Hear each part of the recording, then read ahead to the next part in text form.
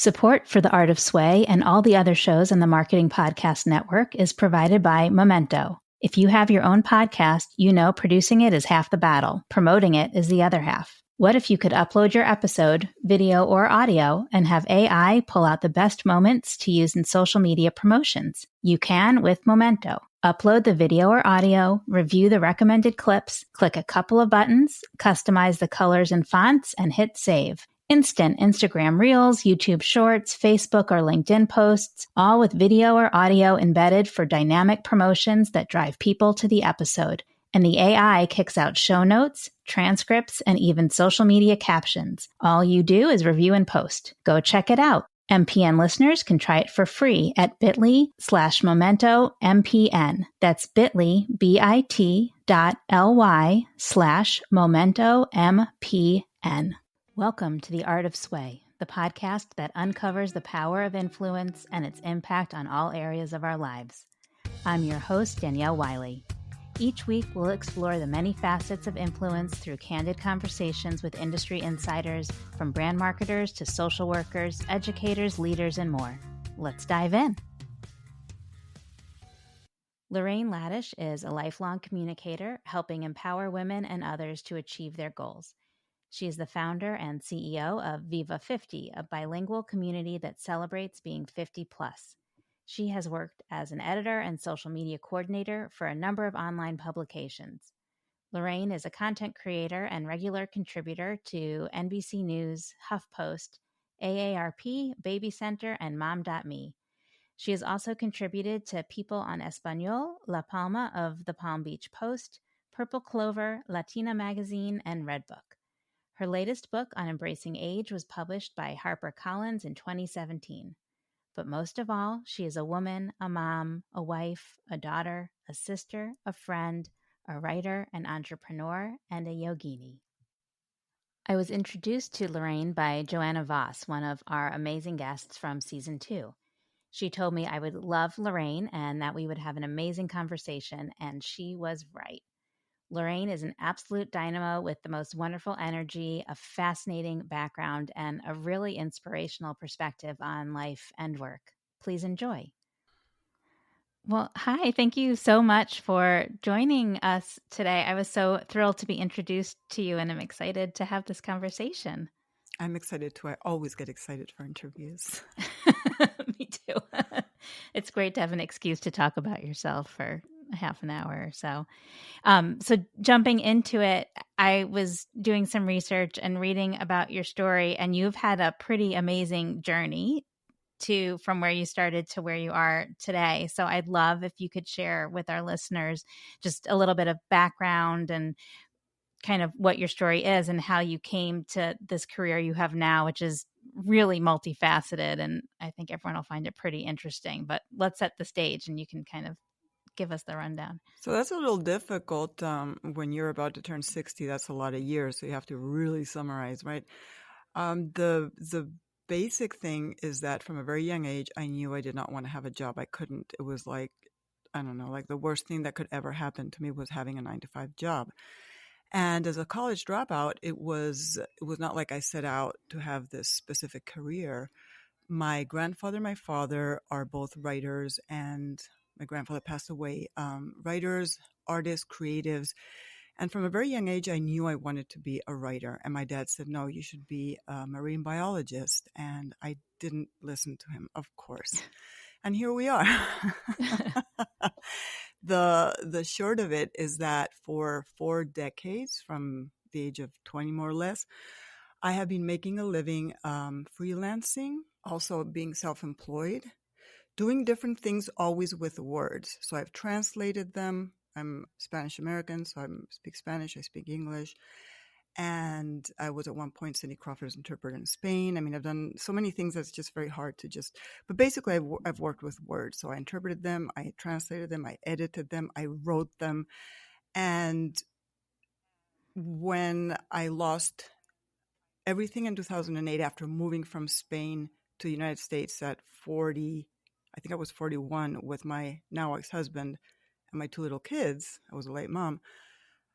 I didn't know what to do. I had lost my sources of income. I was in a different country, even though it's my country too, but it was not the Mm-hmm. culture I grew up in. And very long story, trying to make it short, I didn't really reinvent myself. What happened was that I learned how to put my skills to use in a new medium, and that was social media and online.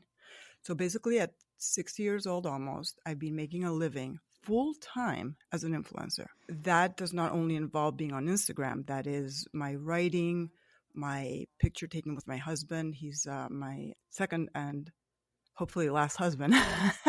Yeah. The love of my life. He's also bilingual, multicultural. He was a photojournalist for many, many years, and now he's stuck taking my picture and doing my videos.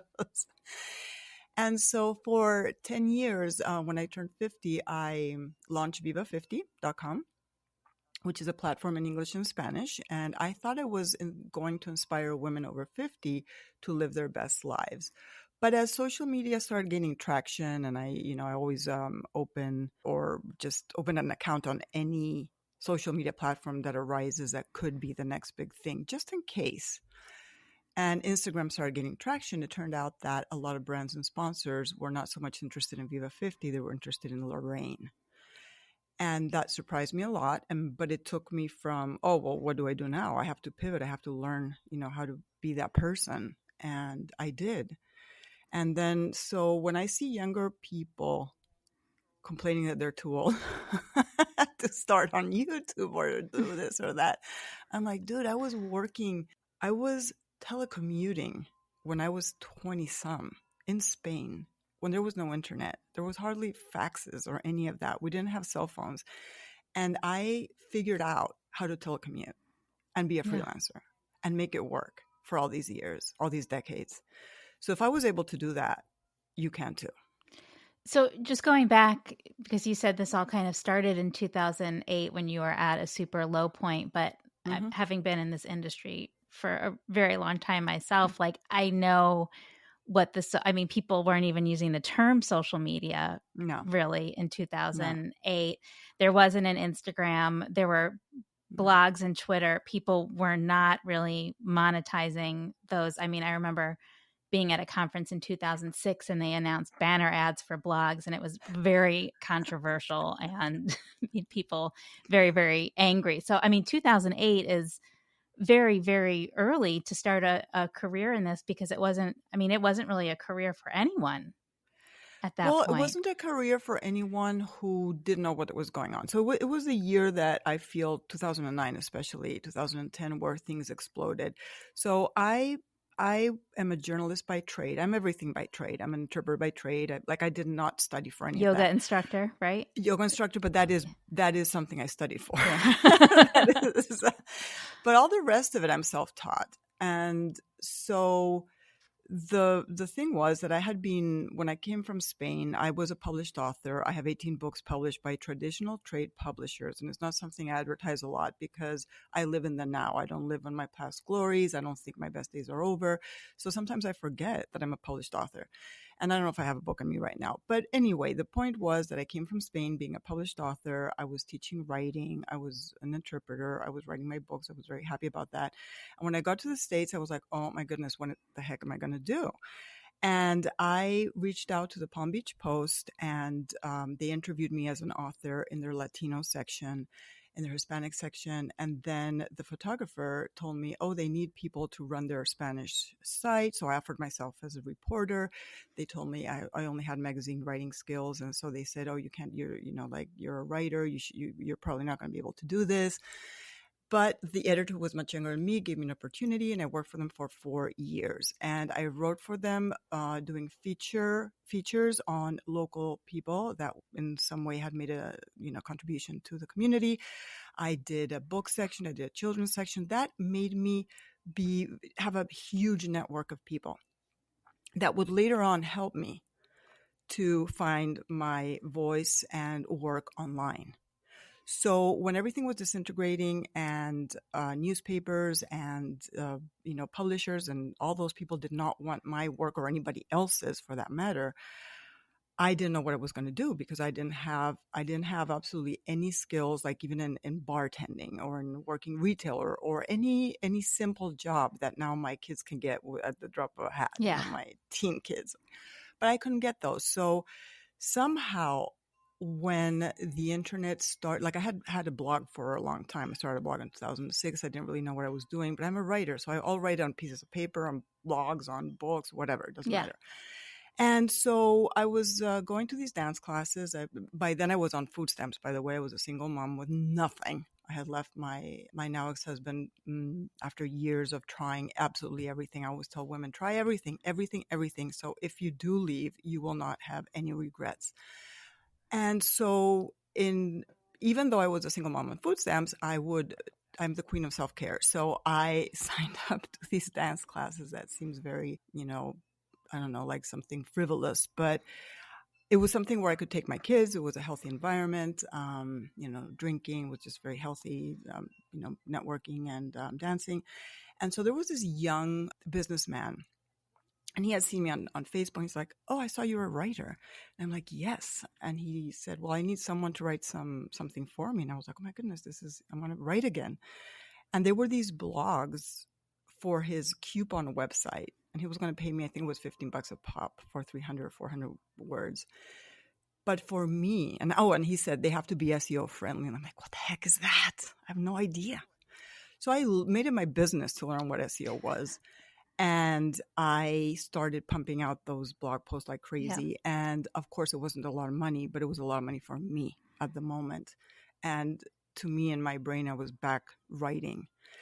I did get a lot of help from people. I mean, those are there are spin-offs of this, like different things that were very significant. People who gave me like the chance to prove that the trust that they were putting in me meant something. I was like, if all these people are helping me and my kids, I have to show them that this matters, like that I'm not just some loser, right? And that kind of prompted me, to, reach out to people I had worked with and stuff like that. And they kept alerting me of, hey, there's this opportunity, there's this gig. So I applied for a gig with the now defunct about.com, which I think now is called something like that. I have a good friend who was in sales for them way, or 2000. Right. So they were about.com that then belonged to the New York Times. And the selection process was very, very hard. It was extremely hard. You had to learn HTML and how to, make a little blog and do your own things and create the content. The whole thing lasted a month. And I thought, if I don't get the gig, at least I'll know everything I need to know about online publishing. I got the gig. It was not a lot of money. It was like $650 a month. And I cried the day I got it because I was making nothing. And so that was just the beginning of me realizing not only can I do this, like my head wraps around really well for whatever reason, around anything that has to do with being online. Then Twitter started and I would tweet the articles and I would see an uptick in traffic.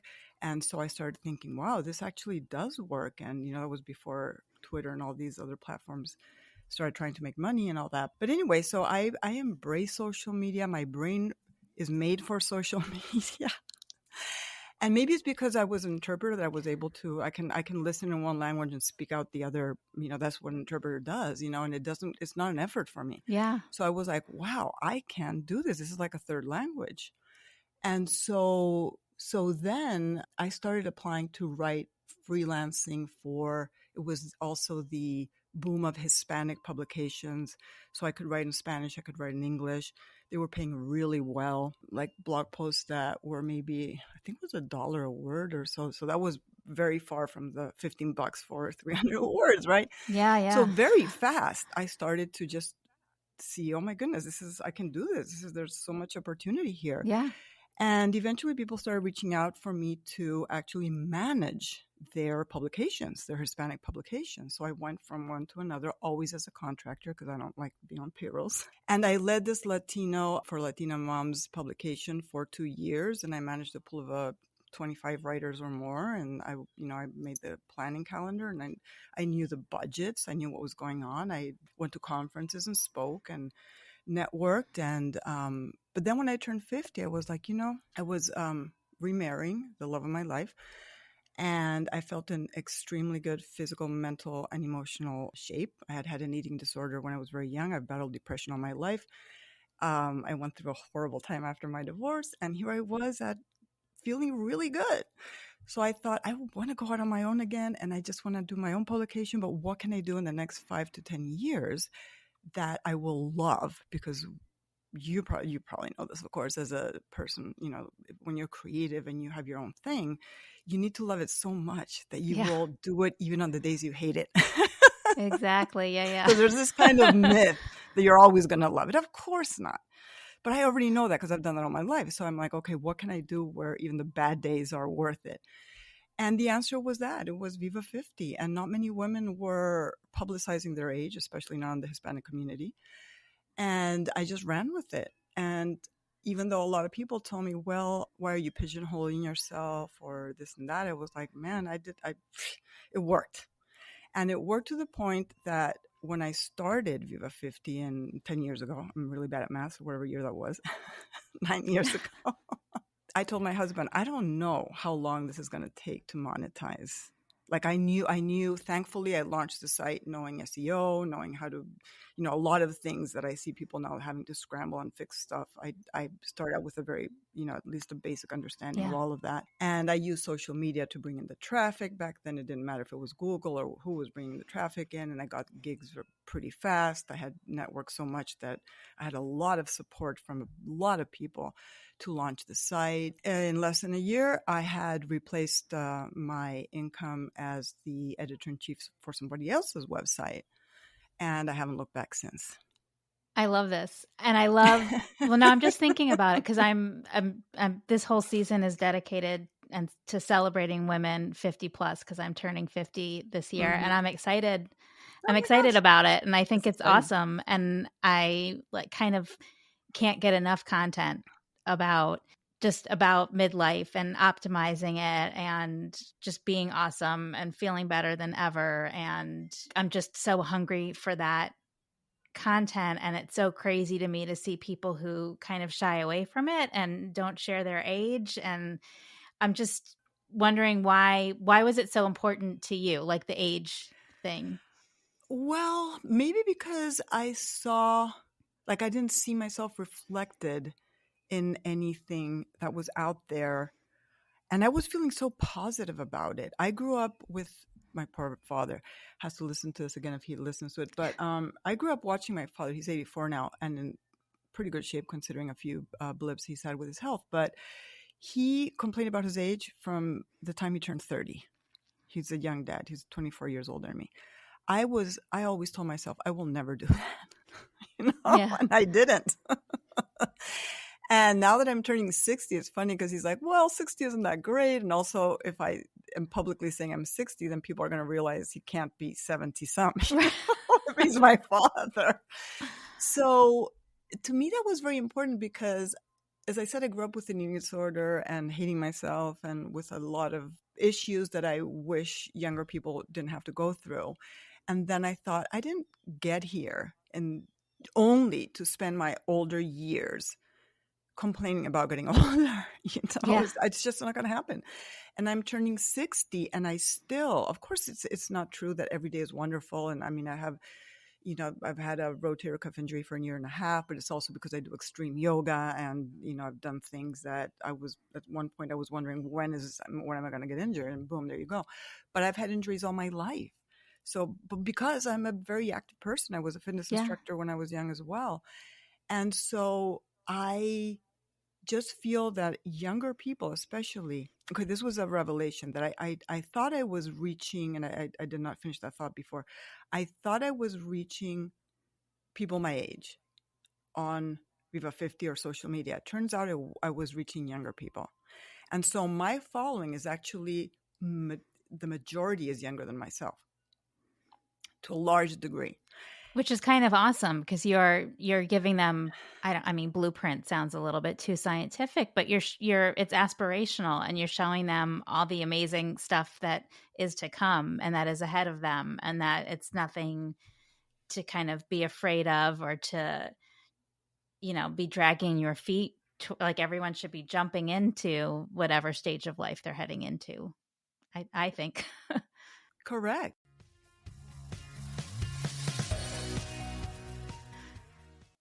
Support for The Art of Sway and all the other shows in the Marketing Podcast Network is provided by Memento. If you have your own podcast, producing it is half the battle. Promoting it is the other half. What if you could upload your episode, video or audio, and have AI pull out the best moments to use in social media promotions? You can with Memento. Upload the video or audio, review the recommended clips, click a couple of buttons, customize the colors and fonts, and hit save. Instant Instagram Reels, YouTube Shorts, Facebook or LinkedIn posts, all with video or audio embedded for dynamic promotions that drive people to the episode. And the AI kicks out show notes, transcripts, and even social media captions. All you do is review and post. Go check it out. MPN listeners can try it for free at bit.ly/MomentoMPN. That's bit.ly, bit.ly/MomentoMPN.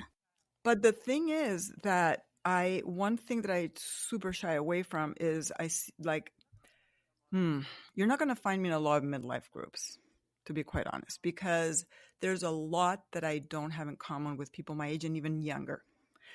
And one of them is this whole thing of when a younger person, and I'm talking about teens, I have a YouTube video where I thought I was doing the video for older people, and it turns out they have a bunch of teens telling me they're super scared of aging, super afraid of death, of a bunch of stuff. So I made another video just for them. And I will never tell a younger person, not younger by 40 years, not younger by a year, I will never laugh at their fear of getting older. And I'm never going to say, wait till you get to my age. Never. Yeah. I think I've been young and I've been hearing that all my life and I still hear it. Like I post things online and older people tell me, just wait till you get to my age. I'm like, does this ever freaking stop? I am tired of that. And so I think that I engage with people based on their energy. And like recently, my husband and I started improv classes. Like, go figure, right? It's like at this age, is it too late? No, obviously not. Like I was thinking, well, imagine if I did improv now in 10 years, I will be 10 years into it. The person that I have the best energy with on stage is a 24-year-old guy. And we just go off the rails when we're together. And I was thinking, it's not about age, it's about energy. Mm-hmm. So yes, I think it's important. And sometimes I also wonder, like, why are women my age often turned off by my profile online? It happens. Sometimes, people have told me, they're like, well, maybe you should be more relatable to them. And I'm like, but I'm not them. I can't You're be. you. I'm going to be who I am. And the people, I can't think of this as who I'm speaking to. I thought I was speaking to this person, but then somebody else answered. So then I'm like, whoa, it turns out I'm speaking to you. Yeah. But if you stay true to who you are and just share your own experience and your own energy, it's going to find who it needs to find. Exactly. Right. That's what I think. Yes, yeah. Definitely. So obviously you create your own media, which has kind of been the theme of your whole career. But if you were to sit back and give advice or kind of review the other stuff that's out there, like what do you think needs to change in terms of how media and how brands talk to women and communicate with women over 50? So what would I say? I have a love-hate relationship with that because I don't feel unseen. Like I was just talking to a bunch of other women who feel like, they're not talking to me. Why? I want to talk to this brand. I want to work with this brand. I personally don't want to work with a brand that doesn't want to work with me, period. I'm not going to force it. I'm not going to go on campaigning for that. Because honestly, like it's like saying I want to work with a brand that is addressing pregnant women, but I'm not pregnant. So why would I want to work with that brand right now? So why would I want to work with a brand whose target audience are young women? Mm-hmm. Right? What I feel that a lot of women say is, it's society. I have been saying this since I was really young, is that we are all society. I am society. So before I can go and point fingers and say, but the media and whatever is saying this or this, nowadays especially, I am also the media. So it's up to me to change my own narrative. So I'm not one to go online and complain or just, it's more like take action. And I will do what I can. And I've written blog posts about it. Like, what can we do to stop ageism? Like, if I'm a woman who wants to stop ageism in both directions, because when I was young, I was also deemed too young for some things. And I would hardly ever say my age, because when they found I was in my 20s, they were like, whoa, you're too young.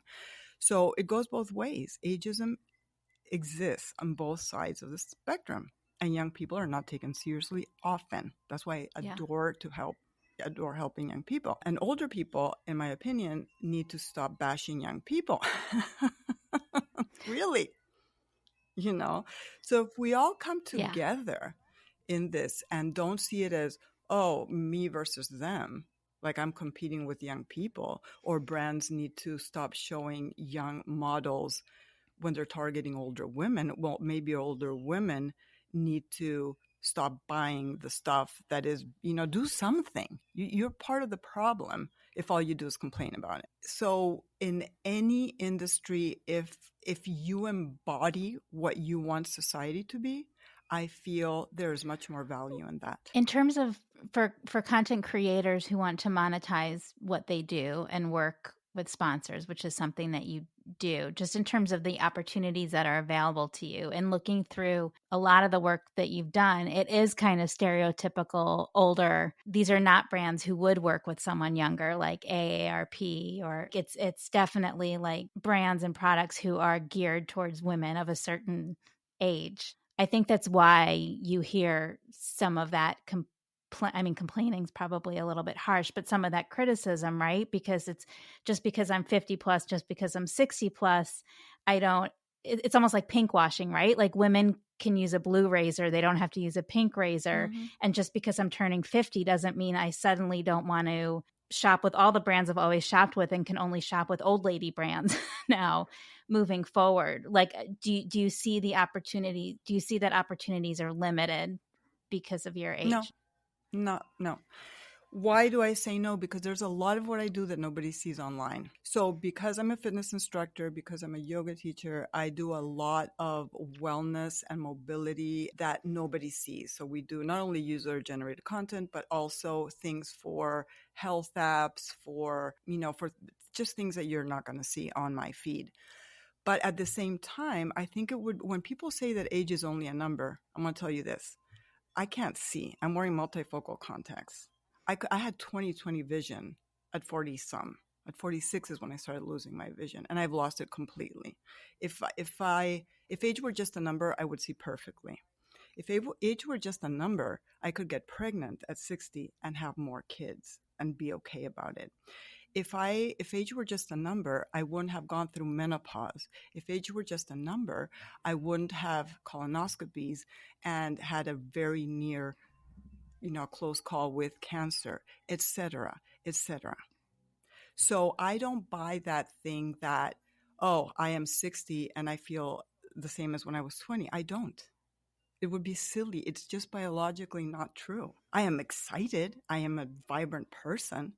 And I am going to fight it every step of the way. I exercise every day. I meditate. I try to, I'm more confident than I ever was. But do I want to model, even though I wear bikinis all the time, but do I want to be doing what everybody else is doing? I don't know. I want to leave room for younger people too. Yeah.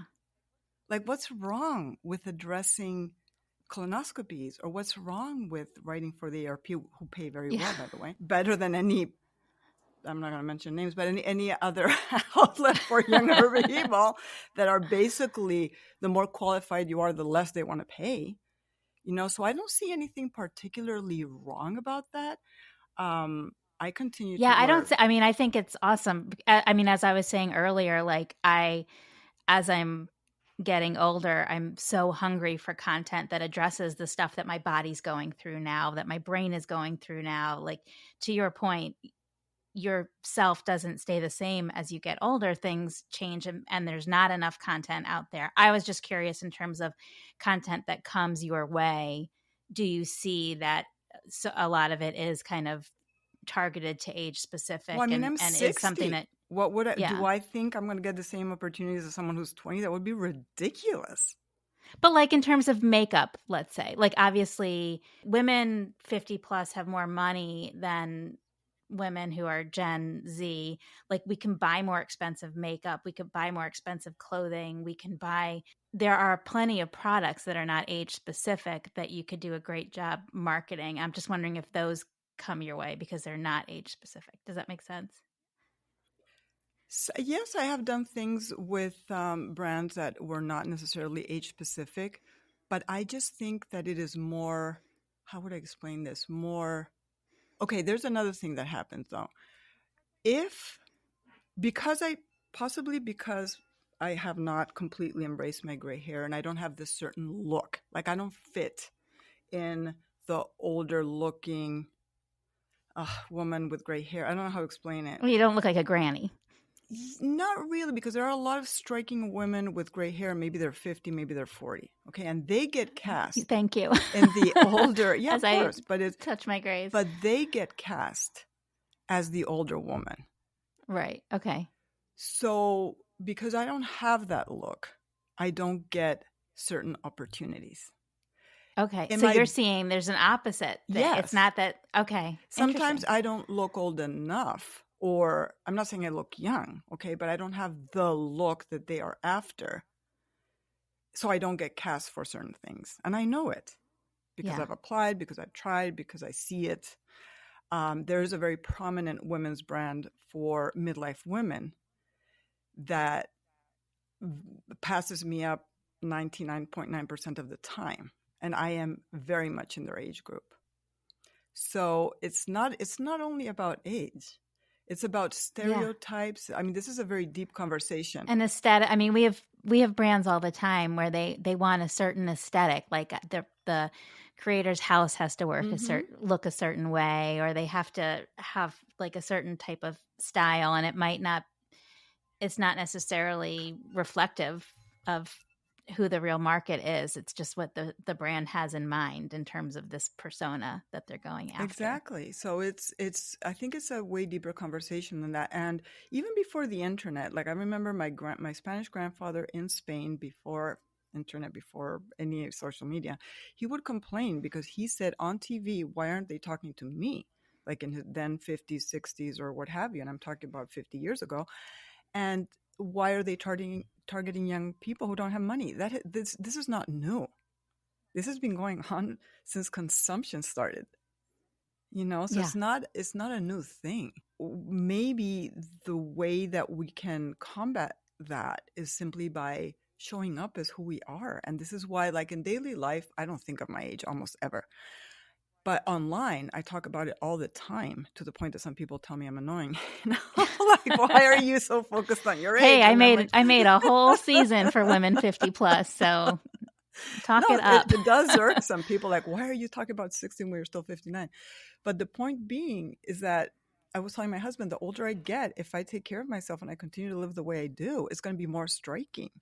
In the sense that, because we have this, even I do have this bias in my head and I've made jokes about it online, where it's like, oh my goodness, so-and-so is 55. And I'm like, oh my God, that's old. I am 5 years older.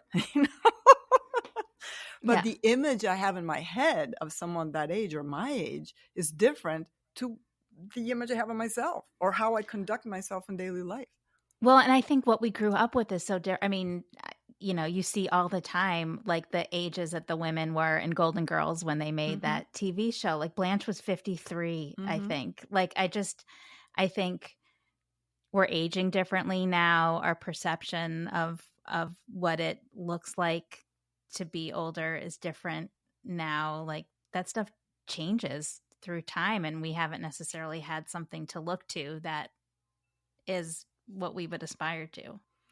Yeah, but it does. But it makes us pioneers. Yeah. You know, what's more beautiful than being able to be the first one to break barriers? You know, that's great. So again, I don't know. I think if I am too old for something, it is to dwell on the negatives of stuff. I have enough drama in my life with 3 children, and they're older now. But but still like 18, 19, 21, there's still plenty of drama there. Yes. And so I feel that with that, and like my dad almost died of cancer, and my best friend died of cancer, and all this, that I can't be dwelling on whether a brand wants to work with me or not. And if young people are taking my place, what the heck? For me, it's more like, how can I support you, and myself? Like, how can we support each other? I don't spend a lot of time discussing things online or calling things out. I am more about taking action and doing things. Yeah. And that's just the way I approach life. I mean, so your work has always been super honest and authentic. Yes. And who you are. And it's interesting because you've been in this industry as long as I have, and I've seen kind of this full circle moment that we're coming to. So when I started my blog in 2005, like super early days, just like you, and everything was very authentic, and people showing just sharing all the moments of their lives, like warts and all, as they say. And then with Instagram, everything got kind of aspirational and fancy and curated and less authentic and just kind of more aspirational and kind of out of reach and not real. And then I think now, probably thanks to TikTok, we're getting back to that authenticity, and people want to see real life again, and creators are becoming more comfortable again with sharing that. Have you seen that same kind of I suppose I never changed. I mean, I've always been like that. My first book, I always joke that I started blogging when I was 30, when there was no internet, because my first book was a tell-all of my eating disorder, mental health struggles, and everything. And my family was completely shocked and embarrassed. And so I'm like, I've been embarrassing my family for 30 years in public. So personally, I have never changed. What does make a difference for me is that I always say that my story ends when somebody else's starts. So if I talk about my divorce and what was going on, I will talk about it in public until my ex's story starts. And it's not for me to demean someone in public or to, same with my kids, same with almost anything. So that is the only thing that will prevent me from, telling absolutely everything online and stuff like that. But I've not changed much. Yeah. I mean, I'm pretty content. Like I don't know what car I drive sometimes. I'm not a brand person. I'm not knocking people who are into it. It's just not me. I like a simple life. I like to be creative. I live the life that I want to live. And that doesn't mean necessarily being a millionaire. It means making a living doing what I love.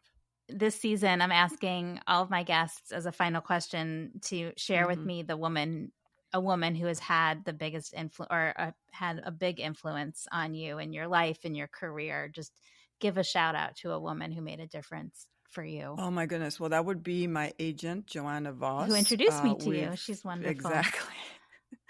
And we've been working together for 6 years. We're in our 7th year. And I was already making a living full time online. But what working with Joanna has allowed me is to devote myself 100% to being creative and not having to, do all the stuff that I did not enjoy doing, which was dealing with the brands that reached out. And, it's just not something I enjoy. But so, yeah, Joanna's in my corner and I'm in hers, which I think is important. Wonderful. Well, thank you so much again. This has been just such a delight getting to know you. And Joanna, she said she knew we'd have a great conversation. And as usual, she was right. Thank you. It was great. So thank you again. Thank you for listening. Don't forget to like, share, and subscribe. Please check back next Monday for a new episode featuring marketing conversations through the lens of influence. I am your host, Danielle Wiley, and this is The Art of Sway.